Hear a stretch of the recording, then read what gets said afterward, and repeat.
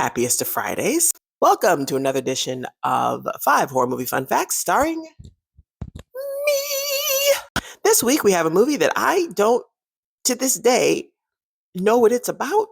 That's not true. I do know what this movie's about, but if I explained it to you and you watched it, you'd get it, but then you wouldn't.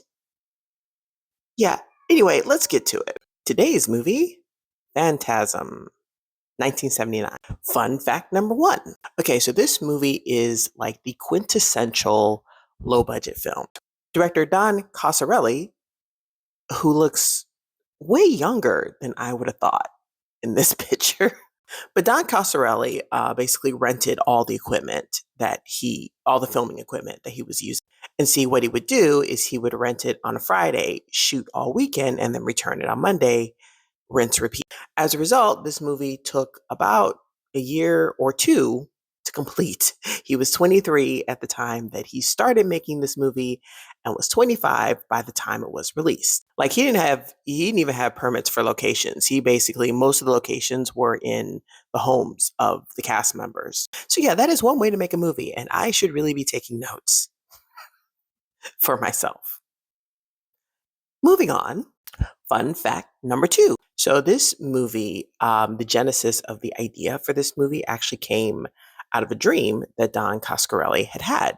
Basically, when Don was in his late teens, much like the protag in this story, he dreamed of running down an endless marble hallway. And in said dream, a sphere was chasing him with a needle sticking out of it. So basically, the one thing that we all remember about Phantasm was Don Coscarelli's dream.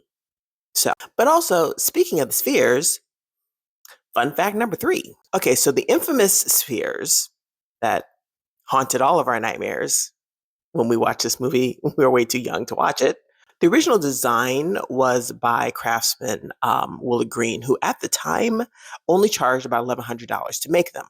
Willard unfortunately passed away before he could see the production of the movie, but it kind of sucks because when you find out the actual special effects of how they did the sphere, like, mind you, this was 1979. Okay, there was no CGI.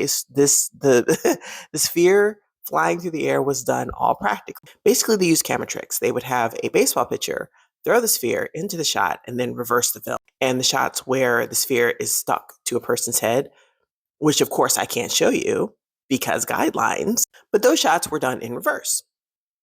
So it seems really simple when I explain it like that, but it looks actually cooler than it sounds. So yeah. Anyway, moving on. Fun fact number 4. Don Coscarelli's mom, Kate Coscarelli, was an author, as you can see. And Kate helped out on set with production using several aliases like S. Tyler and Shirley May. But the most interesting contribution that she made to this film was that she wrote a tie-in book. Right here, yeah. Now, mind you, if you have seen this book on shelves, you're one of the lucky ones because there were only ever 500 copies made. I imagine if you find them now, it's probably worth a bit of money out. I haven't looked it up, so I don't know. So yeah, that's one for you book collectors out there. Moving on. Finally, fun fact number 5. Okay, so there's a running gag about the Dos Equis bottle in this movie. It's not really an on purpose running gag. It's product placement.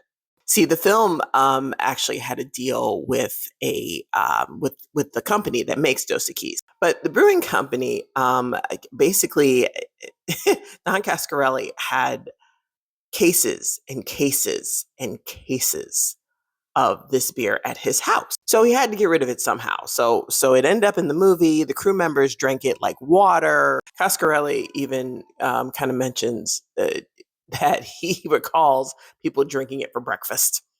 It was a lot of cases. So yeah, if you were looking for a drinking game to watch with this movie, there you go. Spot the Dos Equis bottles.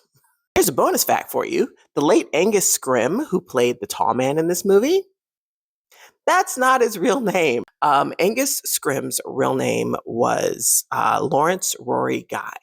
So Scrimm picked his name when he was in college. He was not allowed to be in plays for some reason off campus. I couldn't find the reasons why for that. But yeah, as a result, he had to choose a stage name, and that's the one he chose. And yeah, it's good that he chose it because no one is ever going to remember Lawrence Rory Guy, but we all remember Angus Scrimm.